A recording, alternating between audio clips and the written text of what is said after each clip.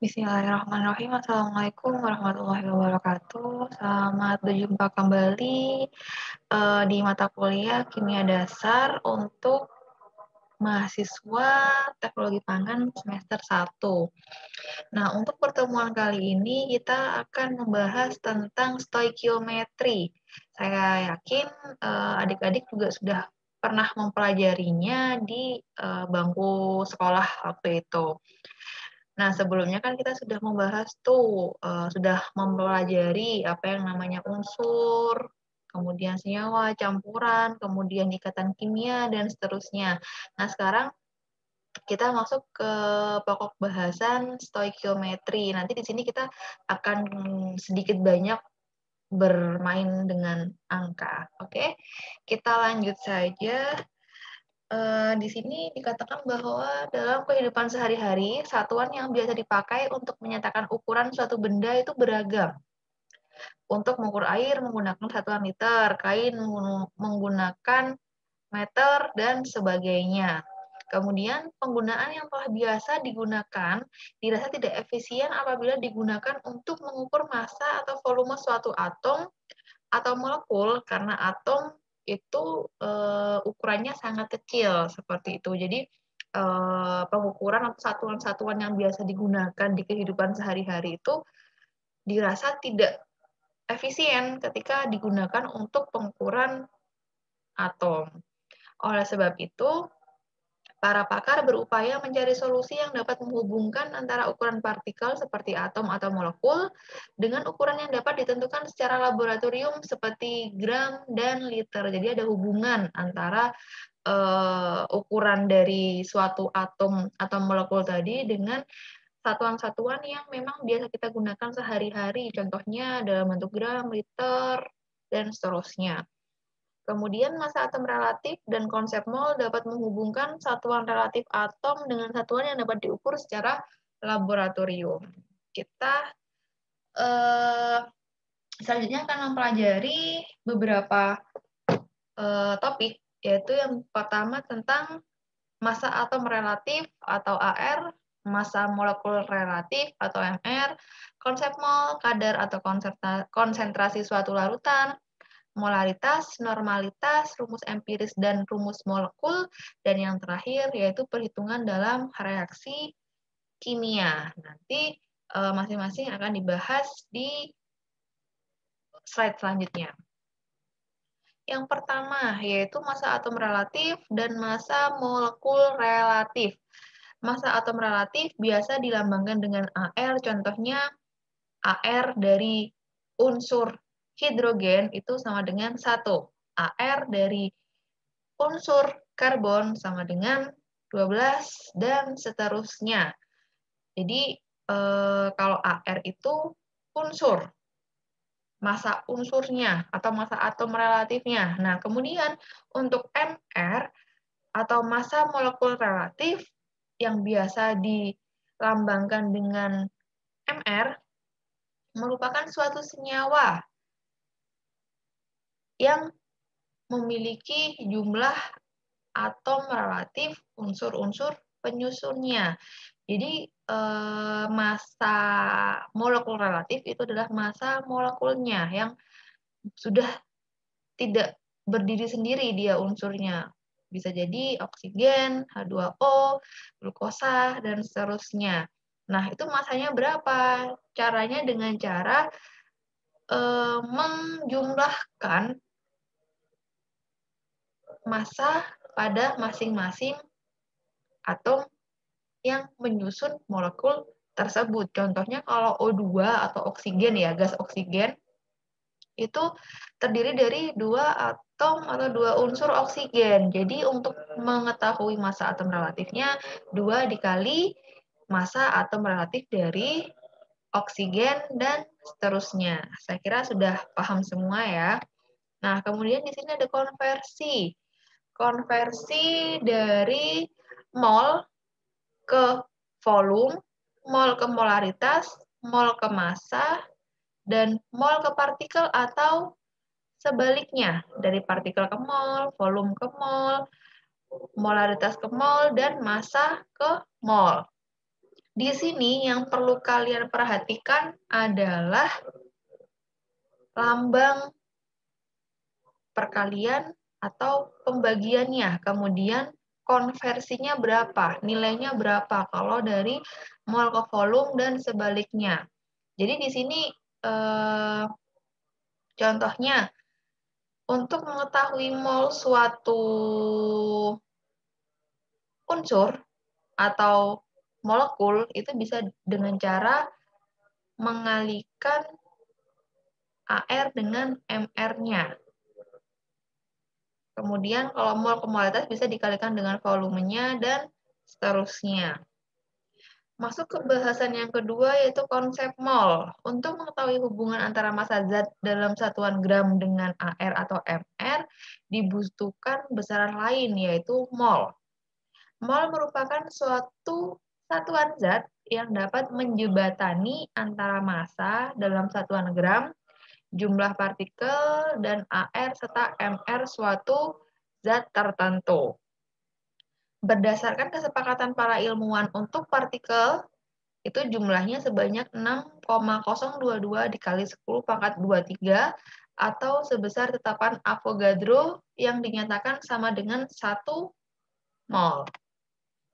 Hubungan antara massa dan jumlah partikel, serta hubungan antara jumlah partikel dengan satuan mol, itu menggunakan tetapan Avogadro seperti yang ada pada contoh.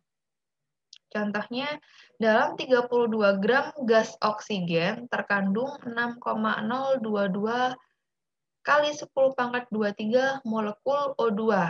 Artinya, massa molekul relatif dari gas oksigen atau O2 itu adalah 32 dan massanya 32 gram yang setara dengan 1 mol dan jumlah partikelnya adalah 6,022 kali 10 pangkat 23.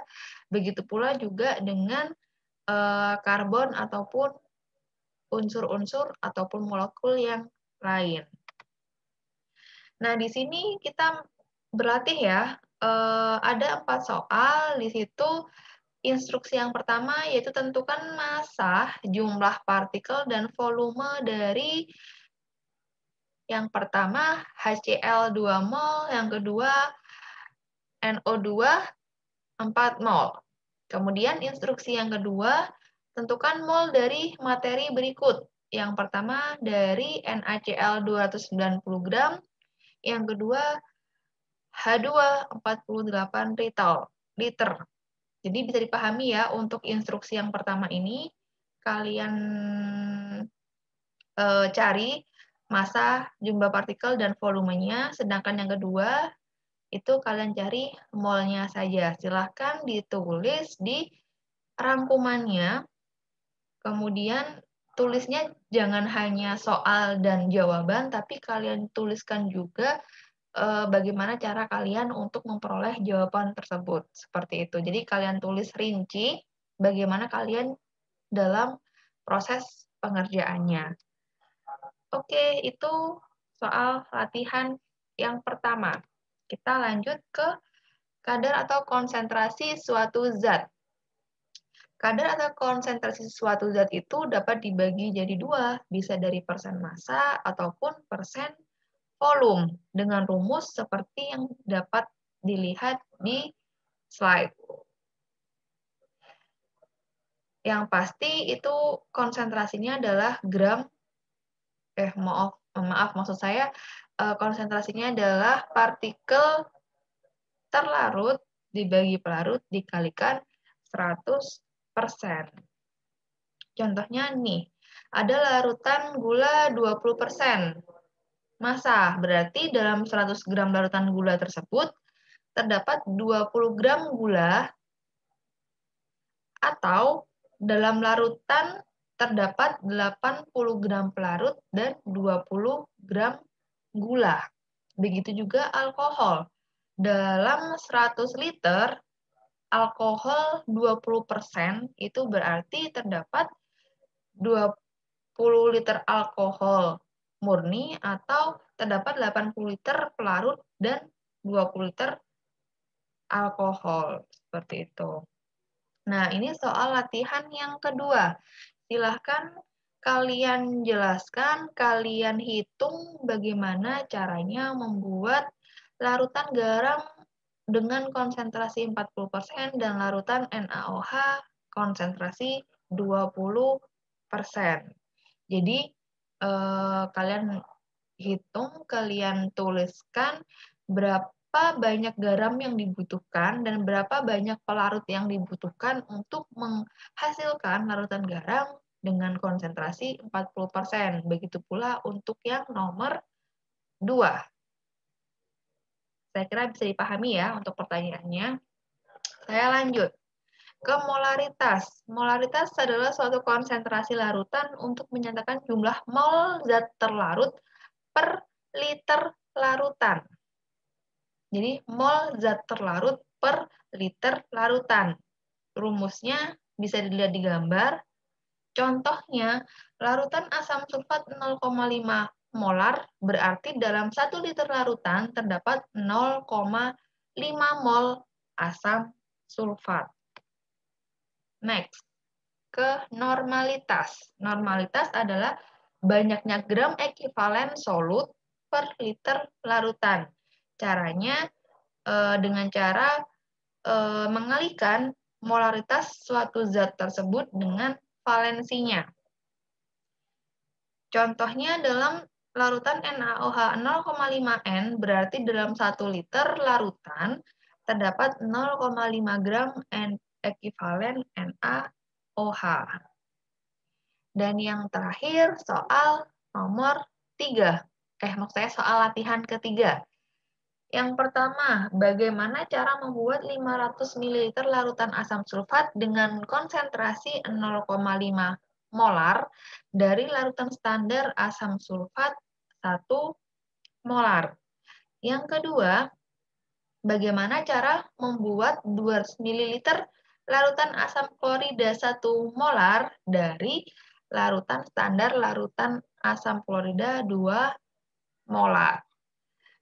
Sama, kalian tulis di catatan kalian, di ringkasan kalian, nanti kalian tuliskan bagaimana caranya, proses atau tahapan perhitungannya seperti apa, bisa ditulis di ringkasan tersebut.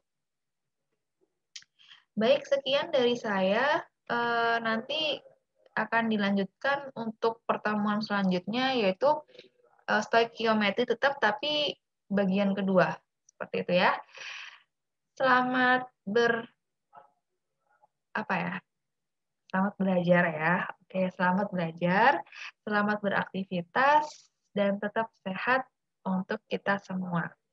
Terima kasih. Wassalamualaikum warahmatullahi wabarakatuh.